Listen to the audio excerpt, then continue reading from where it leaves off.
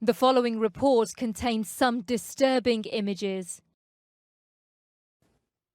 Steven Sotloff, before he was kidnapped.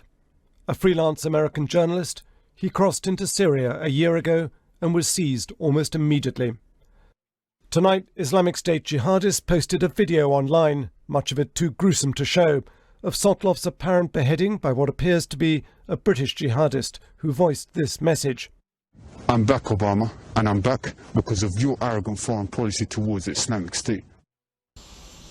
Boarding Air Force One for Europe tonight, President Obama made no immediate comment, but the White House was quick to condemn the killing. This is the second US hostage to be murdered by IS in Syria in 2 weeks. If the video is genuine, we are sickened by this brutal act taking the life of another innocent American citizen. Our hearts go out to the Sotloff family. Islamic State militants have been holding a number of Western hostages in northern Syria. Several European nationals were earlier released, reportedly in exchange for huge ransom payments. But in a recent video, IS threatened to kill Steven Sotloff if US airstrikes continued. They did, but his mother made this desperate last-minute appeal. Now it seems in vain. Steven is a journalist who traveled to the Middle East to cover the suffering of Muslims at the hand of tyrants. Steven is a loyal and generous son, brother, and grandson. He's an honorable man and has always tried to help the weak. We have not seen Steven for over a year, and we miss him very much.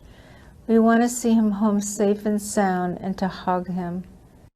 Sotloff's murder follows the beheading of this US journalist, James Foley. It's believed to be by a British jihadist.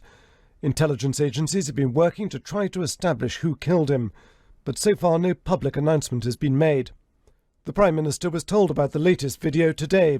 In a statement from Downing Street, he offered his condolences to the Sotloff family and said, IS terrorists speak for no religion. They threaten Syrians, Iraqis, Americans and British people alike and make no distinction between Muslims, Christians or any other faith. We have already been working hard, he said, to keep British people safe, and we will continue to do all we can to protect our country and our people from these barbaric terrorists. There have been over 100 US airstrikes on Islamic State fighters in northern Iraq, largely halting their rapid advance. Britain has not joined in, only dropping humanitarian aid to refugees instead. But tonight, for the first time, Islamic State threatened in its video to murder a British hostage it's been holding. Two things are significant about this latest video from IS. It's clear that the recent US airstrikes that have driven back their fighters from the Mosul Dam and from overrunning Kurdish villages are hurting Islamic State.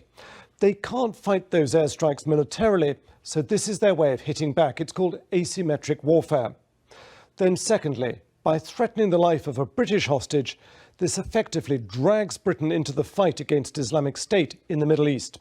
When it comes to the West, the jihadists are making no distinction between America and Britain. The cold-blooded murder of the journalist Steven Sotloff will shock many around the world, but it's unlikely to deter the US and Britain from action against IS. It may even redouble it. Frank Gardner, BBC News.